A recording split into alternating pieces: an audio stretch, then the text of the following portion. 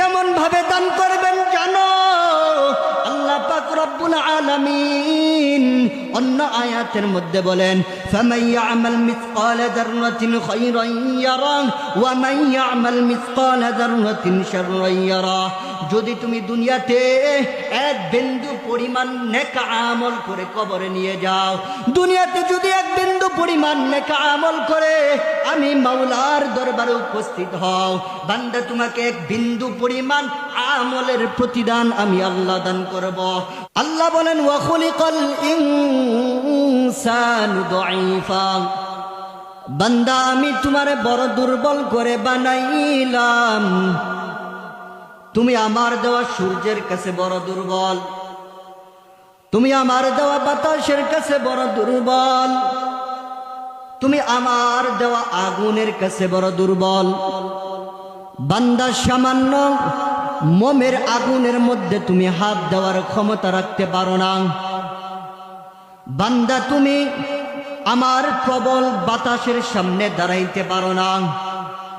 বান্দা তুমি আমার দেওয়া সূর্যের তাপের সামনে তুমি দাঁড়াইতে পারো না। এত এত তুমি দুর্বল, এরপরেও কেন তুমি বান্দা আমার সাথে নাফরমানি করো? তুমি যে এই পরিমাণ দুর্বল, আমি তোমাকে একদিন দুর্বল বানাইয়া বানাইয়া কবরের সামনে নিয়ে যাইব। আল্লাহ বলেন, কুল্লু নাফসিন যায়িকাতুল মাউত সুম্মা ইলাইনা তুরজাউন। ও দুনিয়ার ইমানদার আল্লাহর গোলাম, অন্তরের কান দ্বারা শ্রবণ করবেন। ও পর্দার অন্তরালের মা, অন্তরের কান দ্বারা শ্রবণ করবেন। আল্লাহ বলেছেন, মৃত্যু এমন এক বস্তু, মৃত্যু এমন এক নাম, যেই নাম তোমার সামনে আসবে মৃত্যুর স্বাদ তোমাকে গ্রহণ করতে হবে। এই কথা কে বলেছেন? জোরে বলেন, কে বলেছেন? কে বলেছেন? আল্লাহ বলেছেন, মৃত্যুর স্বাদ তোমাকে গ্রহণ করতে হবে, মৃত্যুর স্বাদ তোমাকে আস্বাদন করতে হবে। সুতরাং আল্লাহর কথা চিরসত্তর, শুধু সত্য নয়, চিরসত্তর কথা, বাস্তব চিত্র। তাই আমি দেখেছি আমার বাবা দুনিয়াতে ছিল, দুনিয়া থেকে চলে গেছে। আমি দেখেছি আমার দাদা দুনিয়াতে ছিল, এই দুনিয়া থেকে চলে গেছে। বংশের বড় বড় সম্মানী ব্যক্তি দুনিয়াতে ছিল, এই দুনিয়া থেকে চলে গেছে। কত সম্পদশালী ব্যক্তি, কত টাকার মালিক, কত ইজ্জতের মালিক দুনিয়া থেকে চলে গেছে। তোমার অস্বীকার করার কোনো কারণ নাই, একদিন তুমিও এই দুনিয়া থেকে চলে যাইবে। এই জন্য আল্লাহ পাক বলেন, কুল ইন্নাল মাউতাল্লাযী তাফিরুনা মিনহু। ও নবী, আপনার উম্মতকে জানাইয়া দেন, একদিন আপনার উম্মতের সামনে মৃত্যু উপস্থিত হইবে। আপনার উম্মত যেখানেই থাকুক না কেন, ফাইন্নাহুম মুলাকিকুম, মৃত্যু তার সাথে সাক্ষাৎ করবে।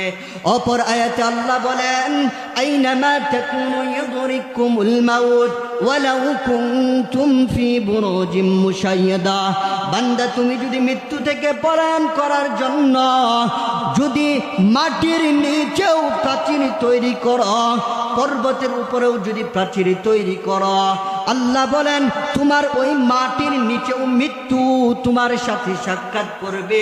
ওই পাহাড়ের উপর পর্বতমালার প্রাচীনের মধ্যেও মৃত্যু তোমাকে গ্রাস করবে। এই জন্য মুহতারাম হাজিরিন, ও সম্মানিত আল্লাহর বান্দা, ভালো করে শুনে রাখেন, এই মৃত্যু থেকে আমাদের কোনো বাঁচার উপায় নাই, এই মৃত্যুকে অস্বীকার করার কোনো উপায় নাই। আল্লাহ জায়গায় জায়গায় বলেছেন, মৃত্যু তোমার সামনে আসবে, মৃত্যুর স্বাদ তোমাকে গ্রহণ করতে হইবে। এই জন্য দুনিয়া থেকে আমাদেরকে বিদায় নিতে হবে। একদিন এই দুনিয়ার মায়া ছেড়ে আমরা চলে যাব। দুনিয়ার মায়ায় আপনি যতই আটকে থাকেন, মোহাব্বত করেন, এই দুনিয়াতে থাকার জায়গা না। এই দুনিয়া থেকে আপনাকেও চলে যেতে হইবে। এই জন্য আল্লাহর নবী সাল্লাল্লাহু আলাইহি ওয়াসাল্লাম হাদিসের মধ্যে বলেন, আকসিরু যিকরান হাযিমিল লাজ্জাতিল মাউত। ও আমার উম্মতের দল, বেশি বেশি তোমরা মৃত্যুকে স্মরণ করো, অধিক পরিমাণে তোমরা মৃত্যুকে স্মরণ করো। হাদিসের মাধ্যমেও জানা যায় স্বয়ং নবী করিম সাল্লাল্লাহু আলাইহি ওয়াসাল্লাম দৈনন্দিন 70 বারের বেশি মৃত্যু নামক কথাকে স্মরণ করতেন। হাদিসের মাধ্যমে জানা যায় আল্লাহ নবী সাল্লাল্লাহু আলাইহি ওয়াসাল্লাম দৈনিক 70 বারের বেশি মৃত্যুর কথা স্মরণ করতেন। আল্লাহ রাসূল সাল্লাল্লাহু আলাইহি ওয়াসাল্লাম বলেছেন, কুল্লু বানি আদম খাত্তাউন ওয়া খায়রুল খাত্তাইন আত-তাওয়াবুন। প্রত্যেকটি বনি আদমের গুনাহ আছে, তারা ভুল করে, তারা গুনাহ করে। হ্যাঁ, ওই গুনাহগার বান্দা থেকে আল্লাহর দরবারে সেই ব্যক্তি উত্তম যেই ব্যক্তি গুনার পর তওবা করে। সুবহানাল্লাহ। তাহলে এর দ্বারা বোঝা গেল যে আমাদের দ্বারা গুনাহ হয়, আমাদের দ্বারা কি হয়? গুনাহ হয়। তাহলে গুনাহ থেকে তওবা করে আল্লাহর কাছে মাথা নত করে গুনার স্বীকৃতি দিয়ে যেন আমরা আল্লাহর কাছে মাফ নিতে পারি, সেই মাধ্যম খোঁজা, সেই ওসিলা খোঁজা। এই জন্য কি ওসিলা হতে পারে? মৃত্যু গুনাহ থেকে বাঁচার মাধ্যম হতে পারে। আপনি যখন ওসিলা খুঁজবেন, যখন মৃত্যুর কথা বেশি বেশি স্মরণ করবেন, তখন আপনার অন্তরে একটা ভয় জাগ্রত হবে। আমিরুল মুমিনিন উমর রাদিয়াল্লাহু তাআলা আনহু হতে হাদিসটি বর্ণিত। আন ইবনে উমর রাদিয়াল্লাহু তাআলা আনহু قال, হযরত উমর রাদিয়াল্লাহু তাআলা আনহু বলেন, دخل رسول الله صلى الله عليه وسلم عاشر عشرة। একদিন আমি সহ 10 জন সাহাবী রাসূল সাল্লাল্লাহু আলাইহি ওয়াসাল্লামের খিদমতে হাজির হইলাম। فقام رجل من الانصار। আনসারদের মধ্যে হইতে এক আনসারী দাঁড়িয়ে গেলেন। فقال يا نبي الله। দাঁড়িয়ে যাওয়ার পর বলেন, ও আল্লাহর নবী, মান আকিয়াসুন নাস ওয়া আহজামুন নাস। ওই আনসারীর মধ্যে হইতে এক ব্যক্তি দাঁড়াইয়া গিয়ে বলেন, ও আল্লাহর নবী, মানুষের মধ্যে হইতে কোন মানুষ সবচেয়ে বেশি বুদ্ধিমান, এবং মানুষদের মধ্যে হইতে কোন মানুষ সবচেয়ে বেশি সতর্কবান? فقال النبي صلى الله عليه وسلم। আল্লাহর নবী সাল্লাল্লাহু আলাইহি ওয়াসাল্লাম বলেন, আকসারুহুম যিকরান লিল মাউত ওয়া আকসারুহুম ইস্তি'দাদান লিল মাউত। ও সাহাবায়ে কিরাম, তোমরা ভালো করে জানিয়ে নাও, মানুষদের মধ্য হইতে ওই মানুষ সবচেয়ে বেশি বুদ্ধিমান, যেই মানুষটা বেশি বেশি বেশি পরিমাণে মৃত্যুর কথা স্মরণ করে, এবং মানুষদের মধ্য হইতে ওই মানুষ সবচেয়ে বেশি সতর্কবান, যেই মানুষটা বেশি বেশি মৃত্যুর জন্য প্রস্তুতি নেয়। এই জন্য তারিখের কিতাবের মাধ্যমে জানা যায় হযরত উসমান রাদিয়াল্লাহু তাআলা আনহু এত পরিমাণ তিনি কান্না করতেন, কান্নার কারণে তিনার দাড়ি মুবারক ভিজে যাইত। সাহাবায়ে কিরাম রাদিয়াল্লাহু তাআলা আনহুম তিনারা জিজ্ঞেস করিলেন, ও উসমান, আপনি কবর দেখা মাত্র এত পরিমাণ কেন কাঁদেন না? আপনার সম্মুখে যখন জান্নাতের আলোচনা করা হয়, আপনার সম্মুখে যখন জাহান্নামের আলোচনা করা হয়, তবুও কিন্তু এত পরিমাণ কাঁদেন না, কিন্তু আপনি কবর দেখা মাত্র এত পরিমাণ কেন কান্না করতেন? উসমান রাদিয়াল্লাহু তাআলা আনহু সাহাবায়ে কিরাম রাদিয়াল্লাহু তাআলা আনহুদেরকে বলেন, ও সাহাবায়ে কিরাম, পয়গম্বর আলাইহিস সালাতু ওয়াস সালাম হাদিসের মধ্যে ইরশাদ করেছেন, আল কবরু মির রাউযাতুম মির রিয়াদিল জান্নাহ ওয়া হুফরাতুম মিন হুফারিন নার। ও সাহাবায়ে কিরাম, কবর এমন এক ঘাঁটি, কবর এমন এক মঞ্জিল।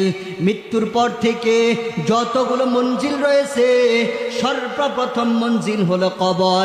এই কবর এমন এক ঘাঁটি, কারো জন্য এই কবর জান্নাতের বাগান সমূহের মধ্যে হইতে জান্নাতের বাগান হবে, আবার কারো জন্য এই মাটির ঘর জাহান্নামের গর্ত সমূহের মধ্যে হইতে জাহান্নামের ভয়ঙ্কর গর্ত হয়ে যাবে। উসমান রাদিয়াল্লাহু তাআলা আনহু বলেন, সুতরাং তোমরা কবরকে দেখে ভয় করো, আল্লাহর কাছে এই কবরের থেকে প্রার্থনা করো, আল্লাহর কাছে এই কবরের আযাব থেকে তোমরা মাফ চাও, কারণ এই কবরে তো আমাদেরকে সকলকে যাইতে হবে। উসমান রাদিয়াল্লাহু তাআলা আনহু এই জন্য কবর দেখে দেখে এত পরিমাণ কান্না করতেন। আল্লাহ রাব্বুল আলামিন এই কবর সমূহের ক্ষেত্রে বলেন, আল্লাহ তাআলা বলেন, ওয়াত্তাকু, তোমরা ওই দিনকে ভয় করো, বদ আমলের প্রতিমান যদিও এক যাররা হয়, এক মিসকাল হয়, তাও তোমাকে দান করব। তোমার প্রতি কোনো জুলুম করা হইবে না, তোমার প্রতি তোমার কোনো অন্যায় অবিচার করা হইবে না। এই জন্য আল্লাহ তাআলাকে ভয় করো, আল্লাহকে ভয় করার মতো করো। অপরাধ আল্লাহ রাব্বুল আলামিন ঘোষণা করে দিলেন, ইয়া আইয়ুহাল্লাযীনা আমানুত্তাকুল্লাহ হাক্কা তুকাতিহি ওয়া লা তামুতুন্না ইল্লা ওয়া আনতুম মুসলিমুন। ও দুনিয়ার মানুষ, তোমরা যারা আমি রবকে স্বীকার করো, তোমরা যারা আমি রবের উপর ঈমান আনয়ন করেছ, তোমরা যারা পরকাল বিশ্বাস করো, তোমরা যারা কবর জগৎকে বিশ্বাস করো, তোমরা যারা জান্নাত জাহান্নামকে বিশ্বাস করো, তোমরা প্রকৃত মুমিন হয়ে, মুত্তাকি হয়ে, মুসলিম হয়ে এরপরে কবরে আসো। আল্লাহকে ভয় করো এবং প্রকৃত ঈমান নিয়ে মুসলিম হয়ে এরপর তোমরা কবরে আসো। বলতে পারেন কবরের সাথে তাকওয়ার ভয়ের কি তুলনা? কারণ যেই ব্যক্তি যার অন্তরের মধ্যে আল্লাহর ভয় রয়েছে, ওই ব্যক্তি কবরের জন্য বাজার করে যাবে। যার অন্তরের মধ্যে আল্লাহর ভয় রয়েছে, ওই ব্যক্তির দ্বারা কোনো গুনাহ হইবে না। যার অন্তরের মধ্যে আল্লাহর ভয় রয়েছে, ওই ব্যক্তি আল্লাহর নাফরমান করবে না। যার অন্তরের মধ্যে আল্লাহর ভয় রয়েছে, ওই ব্যক্তি শিরক কাজের মধ্যে লিপ্ত হইবে না। যার অন্তরের মধ্যে আল্লাহর ভয় রয়েছে, ওই ব্যক্তি জিনা করবে না। যার অন্তরের মধ্যে আল্লাহর ভয় রয়েছে, ওই ব্যক্তি মানুষের সাথে জুলুম করবে না। মাত্র সে একমাত্র ভয় করে তিনি কে? জুড়ে বলেন, তিনি কে?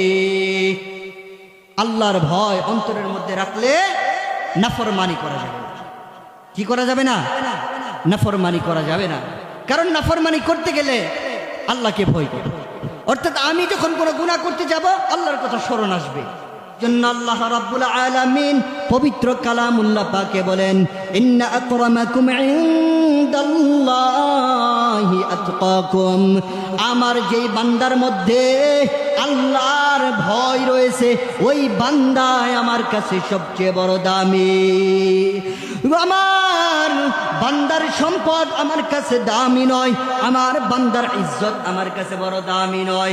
আমার বান্দার পাহাড় পর্যন্ত যদি সম্পদ নিয়ে আসে আর আমার সাথে যদি নাফরমানি করে, ওই বান্দার সম্পদ আমার কাছে বড় দামি নয়। আমার কাছে ওই দুর্বল বান্দাও বড় দাম, যেই বান্দার অন্তরের মধ্যে আমার ভয় রয়েছে, তাকওয়া রয়েছে। তাকওয়া নিয়ে দুনিয়ার জিন্দেগিকে গঠন করেছে, দুনিয়াতে চলাফেরা করেছে।